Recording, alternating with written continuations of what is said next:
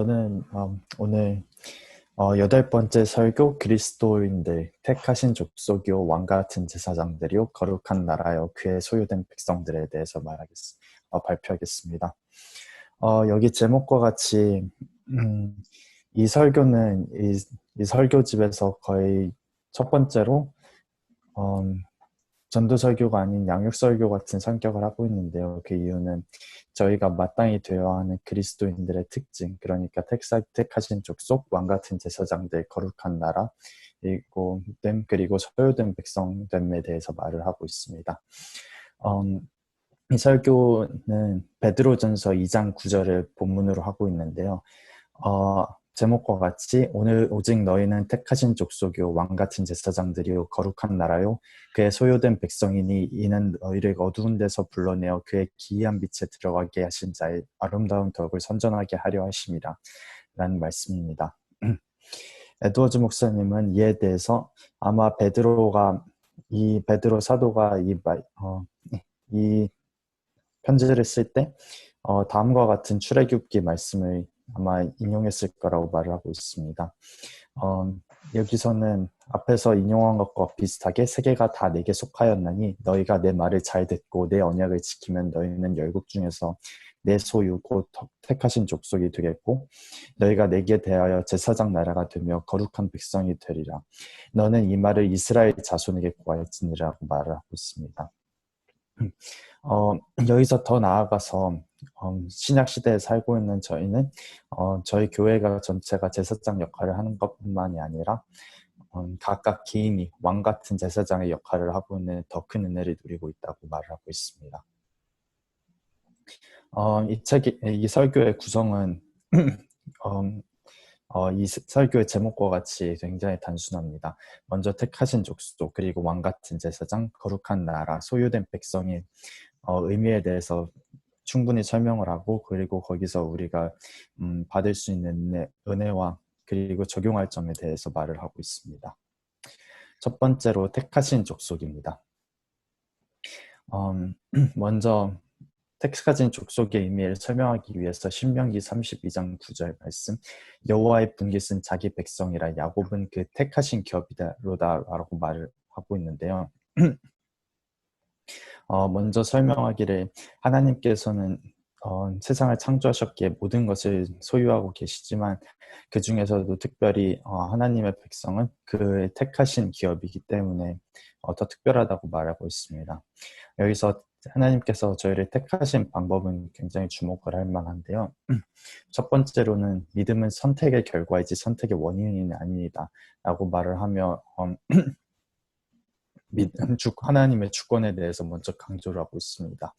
그리고 하나님께서 영원 전부터 저희를 선택하셨다고 말씀하시고 계시고 그리고 택하신 자들을 사랑하고 그 자들의 각자와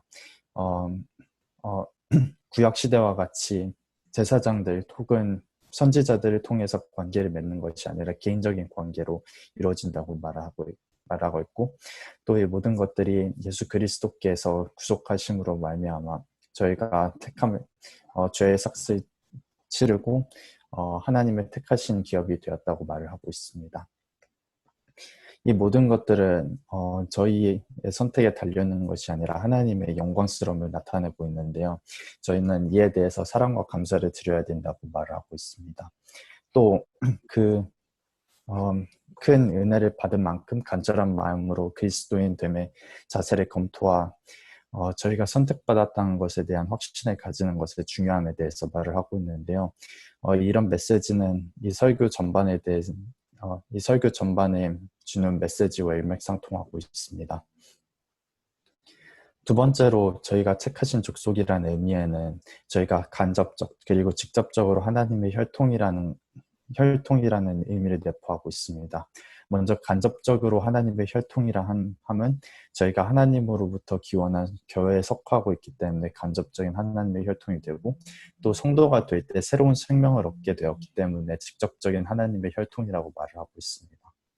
저희는 이 때문에 모든 교인들이 서로 형제가 되어 서로 사랑하게 되고 또 가문의 영예 곧 아버지 되신 하나님의 영광을 크게 생각하게 되고 또 세상과는 다른 것 곧 하나님의 말씀과 은혜 같은 것들을 사모하게 되는 그런 은혜를 준다고 말을 하고 있습니다.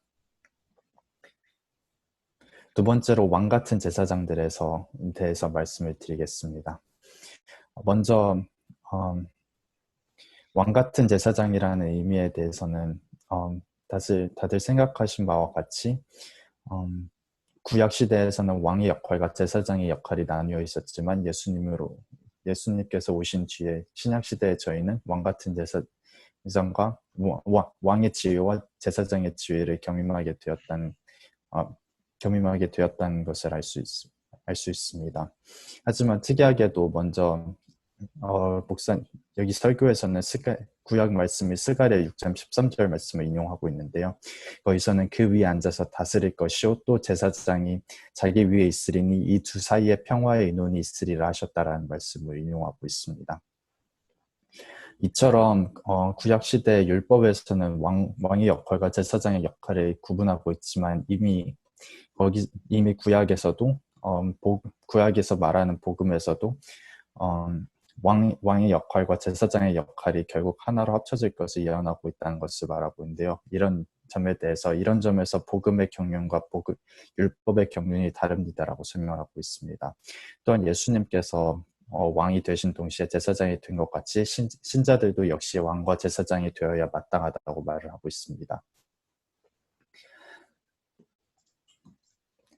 다음으로 왕 같은 제사장에서 왕됨의 의미에 대해서 말씀드리겠습니다.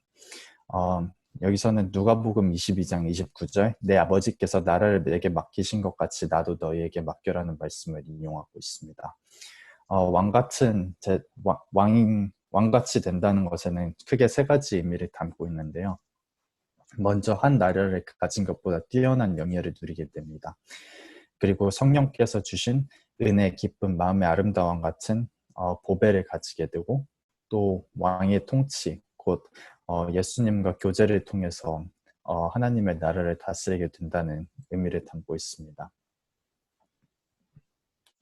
두 번째로 그리스도인이 제사장됨에 대해서 말씀드리겠습니다. 제사장됨의 은혜에는 크게 두 가지가 있는데요. 첫 번째는 하나님을 대면할 수 있는 권한, 그리고 두 번째는 직접 제사를 드릴 수 있는 권한입니다. 첫 번째로 하나님을 대면할 수 있는 권한에 대해서는 이것이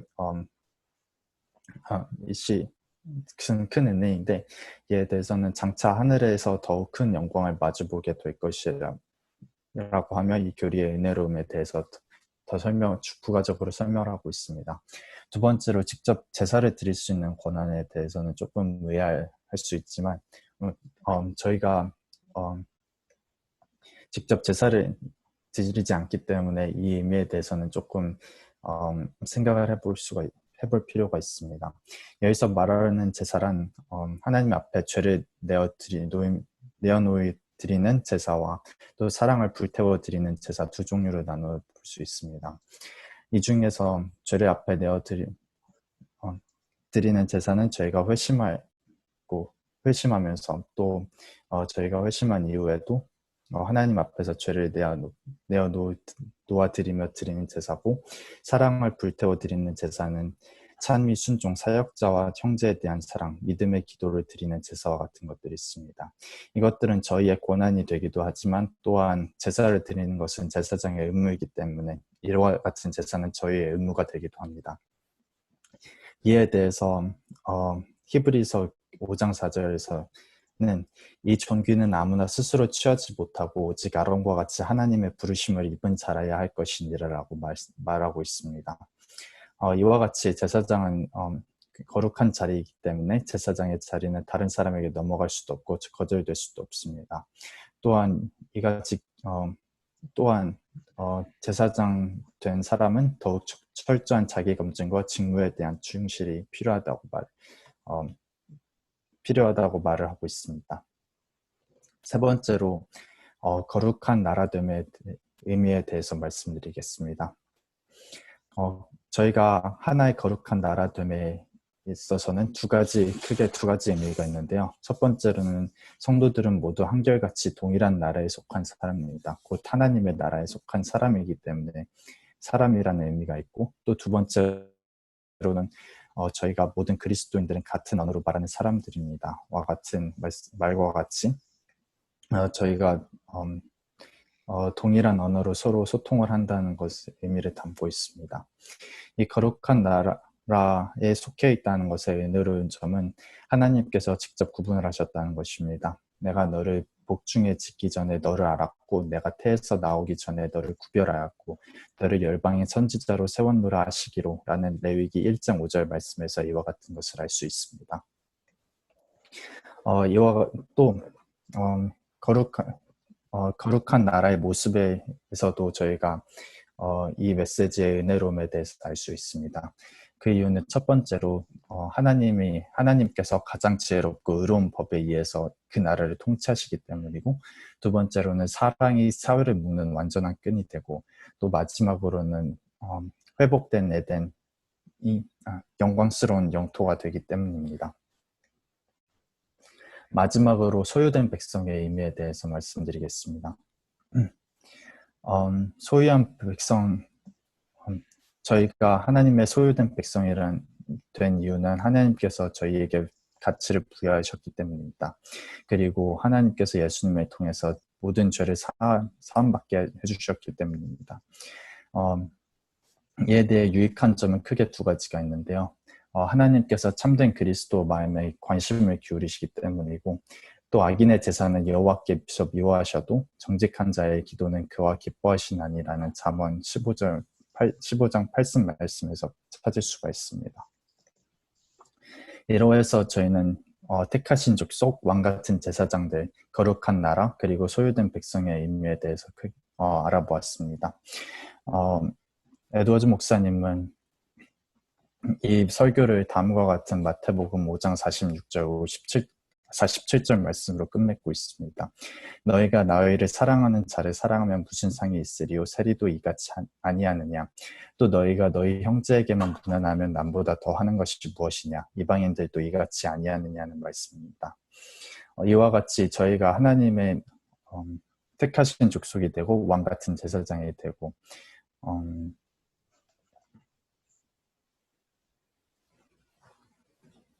거룩한 나라가 되고 소유된 백성이 되었다면 그와 같이 저희가 또 그에 대한 은혜를 깨우쳤다면 그에 대한 반응을 할 것을 요구하고 있는 것입니다. 네, 저희가 준비한 발표는 여기까지입니다. 감사합니다.